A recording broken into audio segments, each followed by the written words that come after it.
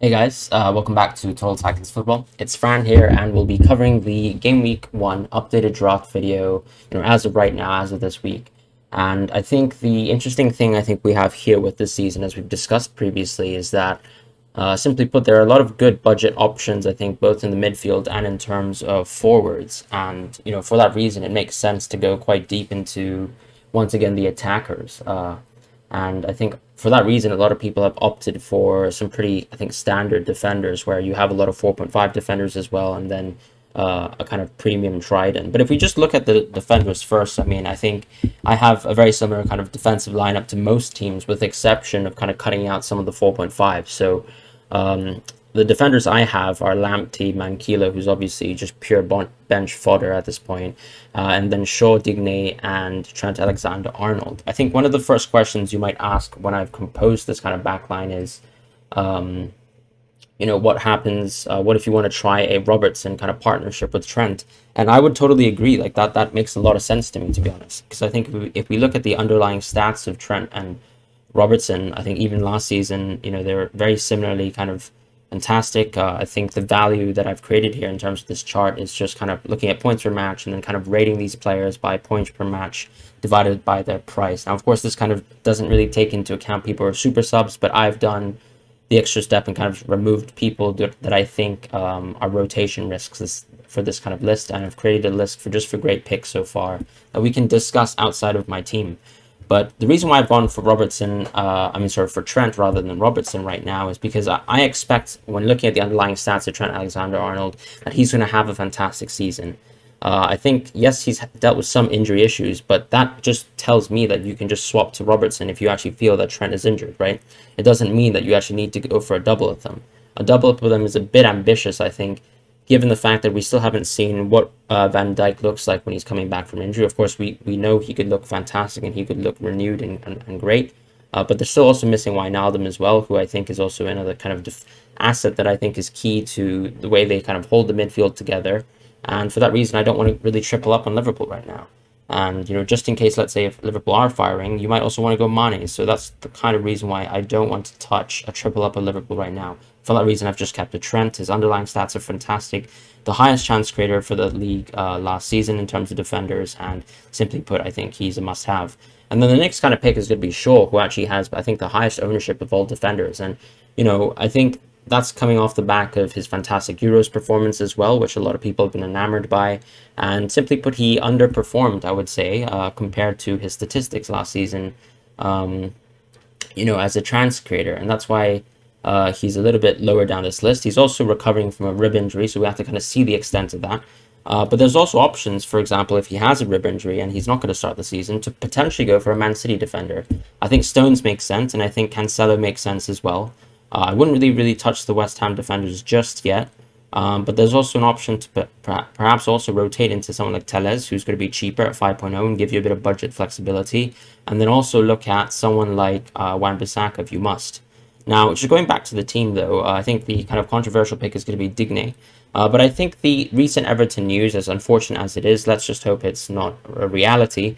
But what it does mean is that Digne actually has a lot more chances to take set pieces, take corners, and actually kind of boost up his season in terms of, I actually don't think Digne had a fantastic season last year, respective to the type of player he is. And he's also kind of recovering from, I think, an injury that he got subbed off from the Switzerland game with when he was playing with France. And but the thing that I do like is that I think, provided that Everton actually are able to keep their players fit, right, and not suffer as many injury issues as last season, I think Benitez can create a stronger defensive base. And what Everton struggled with, despite the fact that I would actually argue that the defense is quite solid, with maybe exception to the need for a kind of right back option, is that they have the pieces to have a solid defense. With Godfrey potentially on the bench now, with Keane inside, and these players make me interested in Everton's actual defensive potential.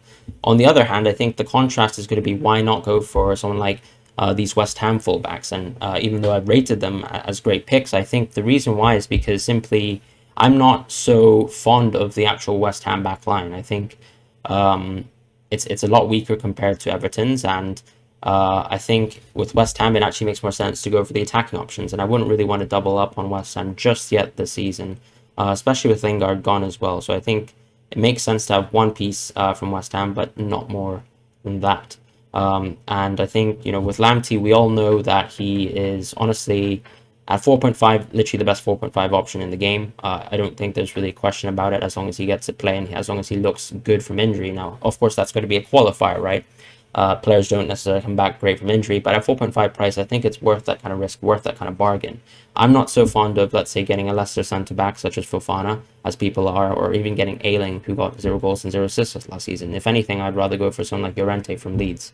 But yeah, I think for that reason, I've gone for that. And to kind of pair off these defenders, I mean, you would have been looking at my team and you would have said, there's Meslier in this team as well. And the reason why I like Meslier is despite the fact that Martinez had a fantastic season and I expect him to have one again, and his fixtures are nice to start the season, I kind of just like that budget flexibility at 5. I found reasons to not go for a 4.5 goalkeeper this season just because I think Meslier's underlying statistics as a keeper are fantastic for Leeds. And I don't think Leeds, overperformed defensively as a team last season. They brought Junior Firpo in from Barcelona as well, a player who did actually very well when he was playing in Betis. And for me, I expect them to have a relatively similar season. A lot of people talk about the second kind of year drop-off, but I mean, and also fatigue. But I think, Leeds actually benefit from playing the Premier League. There's much less games week on week, I think, than Premier League compared to the Championship. And for me, I think the kind of talk about their second season fatigue in the Championship was kind of overblown. And I really like how Leeds are able to develop into the season with, I think, Raphinha being an absolute steal from previous season. We'll discuss him in a bit. But simply put, I think Leeds are exactly where they should have ended up last season, and I expect a similar performance from them this season, which means that Meslier is a fantastic pick for me, given the fact that Martinez had a price upgrade and Meslier is not too far from a 4.5, right? And also his low ownership kind of makes me think that he has the potential to grow as an asset, as a keeper, especially when people start to wildcard and look at other things like that. But that's where I sit right now with the keeper and with the defense. Now let's move on to the midfield. For me, I've actually gone for a midfield 5, and I think the most alarming thing for all you guys who are looking at my team now is going to be, okay, so he's gone for 3 6.5 midfielders, a little bit ambitious there, but I mean, realistically, I think most people are actually going for 3 6.5 players, no matter what. Usually the third 6.5 is going to be put on Tony this season, I think, as people kind of start and create their draft teams. But I don't have the same kind of passion for Brentford as I think other people do. I think the case has been seen that Championship players who've done well exceedingly in the Championship the last few seasons have stepped up to the Premier League and done fantastic. And I think that's the reason for why we've seen such great performances from players like Bamford and from players like Watkins as well. And I think, yes, that's a very logical argument, but I do think Brentford do play quite a I think aesthetically pleasing style of football as well, not necessarily predicated on kind of like the high press of Leeds, in my opinion. And I do worry about the effectiveness of Tony. I feel he could be a Pookie-like trap from 2 years past, and for that reason I'm not so fond of him now. And I think simply put, even if I have these two the two strikers that I have now, in the formation that I have, given the fact that I have midfielders, can be alleviated. So let's just go back to the midfielders for a second, right? Just going through the individual 6.5s because I think we can talk about the premiums just in a second. But the 6.5 players, let's go by them individually. So with Buendia, I think the fantastic thing about Buendia is I think his chance creation stats. And a lot of people are going to mention, don't Aston Villa play very largely through Grealish? What happens if Grealish comes on the field? And I would actually point out to the effectiveness of Bertrand Traore last season. I think Grealish is actually not very selfish of a player. I think he actually likes to play off the ball at times, and he doesn't mind if the team is able to perform well without him, right? He's not someone who spends too much time on the ball. He's very direct and attacking with his dribble. So I don't really see him kind of like preventing Buendia from having too much the ball at all, right? I think Buendia is going to have still ample opportunities to create, and he's playing with a much stronger, much solid team. And yes, while he won't be the key kind of chance creation option, I still think Aston Villa's kind of attacking potential, especially when you look at how good Traore performed last season, is a good basis to say, why not drop that 1.5 million from Grealish at an £8 price to go for a 6.5 option for Buendia? And we've seen, even in the preseason, he's had a great opener. And I think someone who has 15 goals, 15 assists from last season in the championship, someone who actually was a good goal threat himself, can get onto several kind of goal scoring opportunities. And I think some people have mentioned that they fear that Buendia is just a creative option. Assists are less valuable than goals, but I think he has plenty of opportunities to score goals at Aston Villa. Given the fact that we've seen kind of players like even El Ghazi get several goals last season within this Aston Villa structure with Grealish out, so I really like Buendia at that price. Looking at Raphinha, I think everyone's extremely enamored by him, and we saw him last season. He was a very strong creative threat. One of the elite dribblers in the league, someone who has in the league, sorry, and someone who has a lot of technical flair, and I agree with that completely. And the only thing I'd say, of course, is Harrison, I think, is also equally as underpriced. His underlying stats aren't as good as Raphinha, and that tells me that, going with a lot of 6.5 options, it allows me to play with the flexibility at that price level, right? Looking at, let's say, if one of my 6.5 players don't work out, and I see someone else performing well, I mean, I could be opting to go for other players like Saka, like James Ward-Prowse, like Sarr, even at a price down, and Harrison. So I think it makes sense to go for these 6.5 players, and it makes sense to go for Raphinha now, who is someone I'm confident in that will do well, and I expect to do well, and, I'm pretty happy with whatever fixture that comes for Leeds. The next pick that I'm going to go for is going to be Bowen at that 6.5 price range. And of course, this is going to be raising the most kind of amount of question marks in my opinion. And I understand that completely because I think Bowen perhaps might be out of the radar of, I think, the average watcher. And of course, that's why his pick percentage is so low, right, in retrospect. And I agree with that completely. I kind of hear the concerns out, but I think Bowen is a player who's grown year on year and for me had a very formidable season last year. When you actually look at the expected goals and expected assists kind of per 90 statistics and you take Lingard out of the picture, Bowen is actually second there, right below Antonio. And I think, as I mentioned before, I like the option of getting a West Ham player at a relatively solid price, and someone in terms of a downgrade, a price on Antonio at 7.5 gives me that flexibility to have someone who I think is nailed on and could have a season. I think Bowen is someone who is a transfer target of Liverpool's as well, and of course that would change things if he actually makes that transfer. But I think when you watch West Ham play, just from the eye test, you can tell that he is the kind of key piece in that team in terms of him being demanding for the ball, being direct, driving at defenses, and actually going for these kind of goal-scoring opportunities. And for me, I think he becomes that key threat this season. Even when we look at West Ham, for example, I think their attack is like the most kind of effective part about their team. And you could also look at potentially picks like Benrahma and Fornals as potential differential picks as well. But I think Bowen is someone who they clearly instigate play through. And for that reason, I kind of like him at that 0.5 price premium compared to the two that I've just mentioned. And I like Bowen a lot.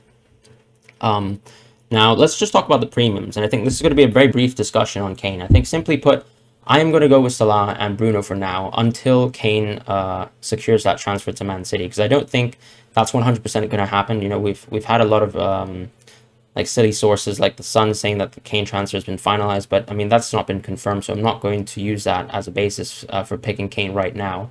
But simply put, I think Fernandes is a player that most people are going to be considering to swap away from this season. And I've seen a lot of drafts where people have moved away from Fernandes. And simply put, I don't really understand why. I think when you look at the performances last season, I think, yes, people can argue that he dropped off near the end of the season. Then he had a poor Euros. But the kind of counter argument that I would have for that is that Portugal were a poor side or haven't been able to incorporate Bruno for the last 2 years. And I can't see why that would affect your thinking on how he performs on a club level.